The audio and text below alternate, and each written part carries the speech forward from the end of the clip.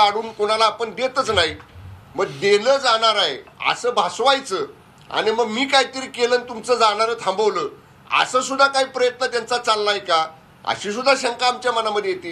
कारण एवढं मोठं मराठा आरक्षणाचा विषय हा माननीय मुख्यमंत्री शिंदे साहेबांनी, माननीय उपमुख्यमंत्री फडणवीस साहेबांनी हा व्यवस्थित हाताळला, त्यातनं योग्य मार्ग काढला.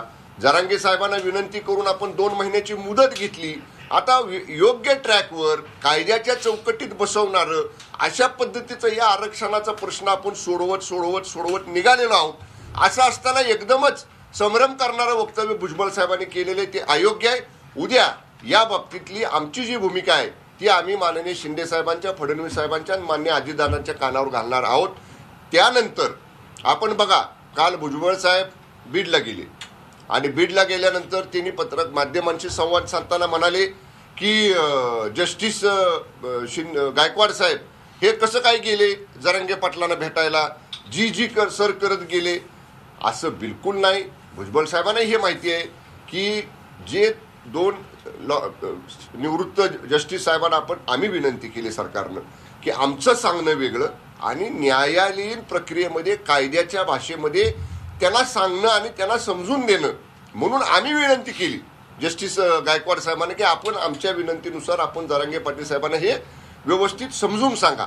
सरकारच्या विनंतीवरनं जस्टिस जातात आणि सरकारमधलेच एक मंत्री त्यांच्या जाण्यावर आक्षेप घेतात, हे सुद्धा बरोबर नाही. माझं एकच म्हणणं आहे, ओबीसींना सुद्धा माझी विनंती आहे की कुठेही गैरसमज निर्माण करून घेऊ नका. अजिबात ओबीसीच्या आरक्षणाला तीळ मात्र सुद्धा धक्का आपण लावणार नाही आहोत.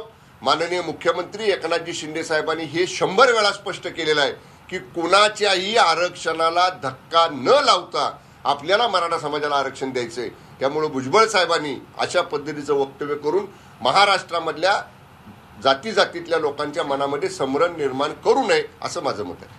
त्यांचा बीडचा दौरा जो आहे तो चांगला चर्चेत ठरला. ओबीसीच्या समाजाच्या अनुषंगाने त्यांनी जे वक्तव्य केली की ओबीसीच्या कोट्यातून मराठ्यांना आरक्षण देता येणार नाही आणि जर असं दिलं तर सरकार सत्तेतून बाहेर पडेल, आम्ही सरकारमधून बाहेर पडणार नाही असंही ते म्हणाले. अरे पण मी तेच म्हटलं ना आता की असं कोणी करणारच नाही.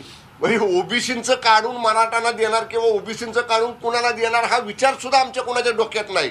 म्हणजे जे होणार नाही ते होणार आहे असं भासवायचं आणि मग ते मी थांबवलं, मी फार मोठा कोणीतरी आहे, मी ते तुमचं जाणारं थांबवलं म्हणून स्वतः त्याचा मोठेपणा घ्यायचा, बिलकुल हे चुकीचं आहे. भुजबळ साहेबांचं कालचं वक्तव्य बिलकुल 100% पूर्ण चुकीचं आहे. असं कुठलंही आरक्षण, कुठल्याही जातीचं आरक्षण त्याला तीळ मात्र सुद्धा धक्का आम्ही लावणार नाही. पत्रकार परिषद बघितली तर कुठेतरी मुख्यमंत्र्यांवर नाराजी त्यांची दिसत होती असं चर्चा. त्यांचं समजा याच्या बाबतीतलं काय मत असेल, ते सिनियर मंत्री आहेत, फार काळापासून ते मंत्रिमंडळात आहेत. माझं एकच त्यांना म्हणणं आहे, तुमचं काय म्हणणं असेल तुम्ही मान्य मुख्यमंत्री महोदयांची वेळ घ्या, त्यांना भेटा, त्यांच्याजवळ तुमचं म्हणणं मांडा. पण असं थेट प्रसारमाध्यमांच्या समोर जायचं, असं झालं तर असं होईल, असं झालं तर सरकार बाहेर पडेल, म्हणजे अशा पद्धतीची भडक वक्तव्य करण्याची जुनी सवय छगन भुजबळ साहेबांना आहे. पण आताची परिस्थिती राज्यातली ही व्यवस्थितशीरपणानं माननीय मुख्यमंत्री महोदयांनी हाताळलेली आहे. आता व्यवस्थित सर्व प्रश्न सुटण्याच्या मार्गावरती आहेत. असं असताना असलं एखादं भडक वक्तव्य करून परिस्थिती खराब करण्याचा प्रयत्न भुजबळ साहेबांनी करू नये. पण तुमच्या बरोबर तो दुसरा गट आलाय, तरी तुम्हाला अडचण करण्याचा प्रयत्न. कोणचा गट? अजितदादांचा जो गट आलाय त्या माध्यमातून अशा पद्धतीनं अजितदादांशी बोलण्याचा प्रयत्न करणार का तुम्ही, कारण त्या गटाचे ते नेते आहेत. उद्या मंत्रिमंडळाची जर बैठक असेल तर मी तेच म्हटलं, एक तर बैठक सुरू होण्यापूर्वी जसा वेळ मिळेल किंवा बैठक झाल्यानंतर आम्ही आम्ही मंत्री आहोत, ज्यांना कुणाला या संदर्भामध्ये आपलं मत मांडायचं आहे, आम्ही एक तर बैठकीच्या अगोदर माननीय मुख्यमंत्री महोदयांचा वेळ मागू, दोन्ही उपमुख्यमंत्री महोदयांचा वेळ मागू किंवा मंत्रिमंडळाची बैठक संपल्यानंतर आम्ही या दोघांची भेट घेऊ. कारण अशा पद्धतीनं भुजबळ साहेबांनी वक्तव्य करू नये याकरता त्यांचे जे नेते आहेत राष्ट्रवादी काँग्रेस पक्षाचे मंत्रिमंडळातले माननीय अजितदादांनी याच्यामध्ये वेळीत लक्ष घालणं आणि अशा पद्धतीची येणारी वक्तव्य त्यांच्या मंत्र्यांच्याकडनं किंवा कुठल्याही इतर कुठलेही मंत्री बोललेले नाहीत, त्यामुळं अशा पद्धतीचे वक्तव्य होणार नाहीत. याच्या बाबतीत आम्ही माननीय अजितदादांना सुद्धा उद्या भेटून त्यांच्याशी चर्चा करणार आहोत. मागच्या दारानं आरक्षण मराठा समाजाला देण्याचा प्रयत्न सुरू आहे असं ते म्हणतायत. थेट मुख्यमंत्र्यांवरती कुठेतरी टीका करताना पाहायला मिळत आहेत. या सगळ्याकडे कसं पाहताय? सरकारमध्ये समन्वय नाहीये की चर्चा होऊन सुद्धा अशा पद्धतीचे वक्तव्य किंवा मतभेद जे आहेत ते माध्यमांसमोर पाहायला मिळतात? 100% सरकारमध्ये समन्वय आहे. ही कार्यपद्धती जे कुणबींचे रेकॉर्ड तपासण्याची, कुणबींचे पुरावे तपासण्याची ही जी कार्यपद्धती आहे, ही कार्यपद्धतीवरती चर्चा ही मंत्रिमंडळाच्या बैठकीमध्ये झालेली आहे. कुठंतरी कुणी एकट्यानं निर्णय घेतला. मी मगाशी सांगितलं की माझ्या मनात आलं म्हणून मी दिलं आणि कोणाच्या मनात आलं म्हणून कोणी दिलं असं नाही. मी काय सांगितलं, माझे वडील, माझे आजोबा, माझे पंजोबा, माझे खापर पंजोबा, त्यांचे पंजोबा, अशी जी काय वंशावळी आपली आहे याच्यामध्ये थेट रक्ताच्या नात्यामध्ये एक जरी कुणाचा पुरावा सापडला, म्हणजे पूर्वी ते होते कुणबी अशी जर नोंद आढळली तर ते द्यावं, कागदपत्र तपासून द्यावं, एवढं स्वच्छ आहे हो. असं असताना बॅकडोर एंट्री देत आहेत? बिलकुल नाही ना, बॅकडोर एंट्री द्यायचा प्रश्नच नाही. ज्यांच्याकडे पुरावे आहेत, ज्यांचे पूर्वज हे कुणबी म्हणून त्यांची नोंद आहे, त्यांना नियमानं कायद्यानं दिलंच पाहिजे. तेच आम्ही करतो, वेगळं काही करत नाही आपण. आणि याच्या बाबतीत सर्व मंत्रिमंडळाचे एकमत आहे. म्हणून मी मग परत म्हणतोय, कालचं भुजबळ साहेबांचं वक्तव्य हे आश्चर्यकारक आहे. आम्हाला सुद्धा वाटलं की आपण ठरवण्यामध्ये जे सगळे एकत्र होतो, एकत्र जो निर्णय आपण घेतला त्याच्यापेक्षा वेगळं मत एक सहकारी आपले कसे मांडू शकतात, या बाबतीत आम्हाला सुद्धा ते आश्चर्य वाटलं. काल बीडच्या दौऱ्यामध्ये ते असंही म्हणाले की ओबीसी समाजातील काही नेत्यांना टार्गेट केलं जात आहे आणि हल्ले केले जात आहेत. माळी असतील, तेरी असतील, अशा लोकांवरती हे हल्ले झालेले आहेत आणि तसं वक्तव्य सुद्धा त्यांनी केलं.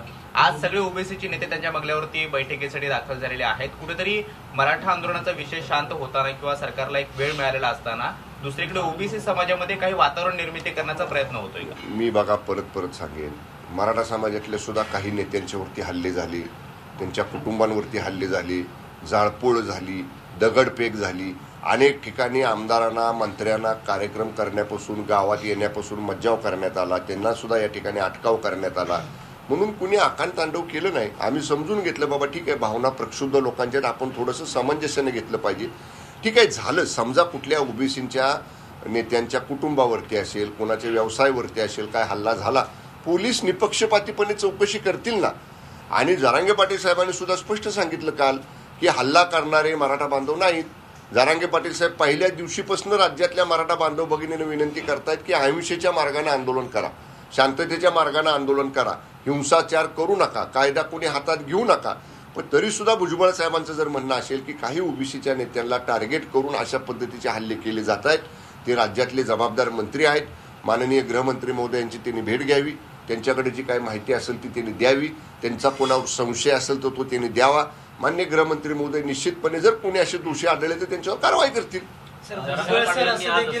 की जो भुजबळ साहेबांच्या संदर्भामध्ये तिथलं हॉटेल जे आहे त्यांच्याच लोकांनी जाळलं आणि कुठतरी ओबीसी समाजाच्या माध्यमातून मराठ्यांचं आरक्षण डावलण्याचा प्रयत्न केला जातो. जरांगे पाटील साहेब काय बोललेत मला माहीत नाही, परंतु जर समजा अशा पद्धतीचं काही घडलं असेल तर तिथले स्थानिक पोलीस अधिकारी हे सक्षम आहेत, ते चौकशी करतील, तपासणी करता. बघा, एखादा इन्सिडेंट घडला, एखादा हल्ला घडला तर आजूबाजूची सीसीटीव्ही फुटेज, प्रत्यक्षदर्शी पुरावे, त्या हल्ला बघणारे काही व्यक्ती, हे सगळ्या गोष्टी पोलीस तपासाचा एक भाग आहे.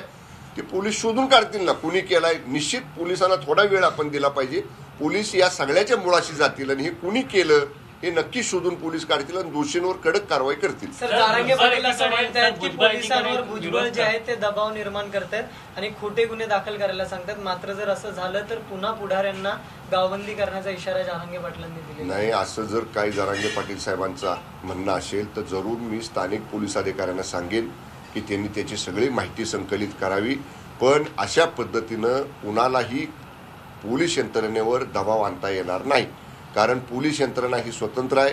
पोलीस कायद्यानं काम करतात आणि पोलिसांवर कुणी दबाव, म्हणजे कुणी असलं, आम्ही जरी असलो कुणी तरी पोलीस हे त्यांच्या अधिकारामध्ये त्यांना दिलेल्या कायद्याच्या चौकटीमध्ये राहून काम करत असतात. आणि खोटे गुन्हे तर आमचे पोलीस बिलकुल कुणावर दाखल करणार नाहीत. मी जबाबदारीने सांगेन आपल्याला मंत्री म्हणून की दोषी असतील त्यांच्यावर कारवाई होईल, दोषी नसतील आणि जाणीवपूर्वक कोणी सांगत असेल हे आहेत त्याच्यात, त्याची चौकशी केली जाईल, खात्री केली जाईल. जे दोषी नसतील त्यांच्यावर, निर्दोष लोकांवर बिलकुल कारवाई केली जाणार नाही. सर, भुजबळ विरोध करतायत, आता शिवसेना म्हणून तुमची नेमकी आता पुढची भूमिका काय असणार आहे? या बाबतीत आमची भूमिका, माननीय मुख्यमंत्री एकनाथजी शिंदे साहेबांची जी भूमिका आहे की कुठल्याही जातीच्या, कुठल्याही धर्माच्या, कुठल्याही घटकाला आत्ता असणाऱ्या अस्तित्वातल्या आरक्षणाला तीळ मात्रही धक्का न लावता आपल्याला मराठा समाजाला आरक्षण द्यायचंय. मराठा आरक्षण उपसमिती मंत्रिमंडळाची आहे, ती त्याच्यावरती स्वतंत्र काम करते आहे. कालच मी आपल्याला सांगितलं, दिवाळीच्या सुट्ट्या संपल्यानंतर दिल्लीतल्या कायदे तज्ज्ञांना, दिल्लीतल्या लॉ फर्मला, आपल्या सरकारनं जे 3 जस्टिस लोकांचं मंडळ तयार केलेलं, त्यांच्या समवेत मी, चंद्रकांत दादा आणि उपसमितीचे सर्व मान्य मंत्री महोदय आम्ही दिल्लीला जातोय क्युरेटिव्ह पिटिशन एक्सपर्डाईट करण्याच्यासाठी. जस्टिस शिंदे समितीचं काम दुसऱ्या बाजूला महाराष्ट्रामध्ये वॉर फुटिंगवर चालू आहे. जिल्ह्यामध्ये, जिल्हाधिकारी कार्यालयांमध्ये, प्रांत कार्यालयांच्यामध्ये आपण स्वतंत्र कक्ष व्हेरिफिकेशनसाठी दाखले देण्याच्यासाठी सुरू केलेले आहेत. दाखले देण्याची प्रक्रिया पण सुरू झालेली आहे. मान्य जरांगे पाटील साहेबांचं उपोषण संपल्यानंतर ज्या ज्या लोकांनी मागणी केली, ज्यांची कागदपत्र आढळली, त्यांना दाखले सुद्धा आपण द्यायचं काम सुरू केलेलं आहे. आम्ही निश्चितपणे जी भूमिका सरकार म्हणून, सरकारचे प्रमुख म्हणून माननीय एकनाथजी शिंदे साहेबांनी, फडणवीस साहेबांनी, अजितदादांनी जाहीर केलेली आहे, त्याप्रमाणे मराठा समाजाला आरक्षण देण्यासाठी आम्ही बांधील आहोत. देसाई साहेब, आता ग्रामपंचायती निवडणुकांमध्ये महायुतीला प्रचंड असं चांगलं यश मिळालं, पण आता ज्या पालिका निवडणुका काही म्हणजे विलंब होत आहे, तर संजय राऊत असं म्हणाले की जर हिंमत असेल तर त्या पालिका निवडणुका घेऊन दाखवा, मग समजेल की जनमत कोणाच्या बाजूने आहे. कालच्या निकालावर द्या ना मला स्पष्टीकरण. 4थ्या, 5व्या, 6व्या नंबरला गेला तुमचा पक्ष म्हणाव, जो काही शिल्लक आहे तो आता शेवटच्या क्रमांकावर गेला. आम्ही तेच म्हणत होतो की लोकांच्या मध्ये सत्ता असताना तुम्ही जावा, लोकांची कामं करा. तुम्ही लोकांच्या मध्ये गेला नाहीत. लोकांनी तुम्हाला आज 5व्या, 6व्या क्रमांकावर नेऊन ठेवलेलं आहे. आता ग्रामपंचायतीमध्ये जे चित्र दिसलं ना, तेच चित्र नगरपालिका लागू देत, महानगरपालिका लागू देत, नगरपंचायती लागू देत, कुठल्याही निवडणुका लागू देत, मी आपल्याला सांगतो आज जे चित्र दिसलं या ग्रामपंचायतीमध्ये, तसंच चित्र पुढच्या सगळ्या निवडणुकीमध्ये दिसेल. महायुती मान्य शिंदे साहेबांच्या, फडणवीस साहेबांच्या आणि मान्य दादांच्या नेतृत्वाखाली महाराष्ट्रात पहिल्या क्रमांकावर राहील. आई भवानीचा गजर म्हणजे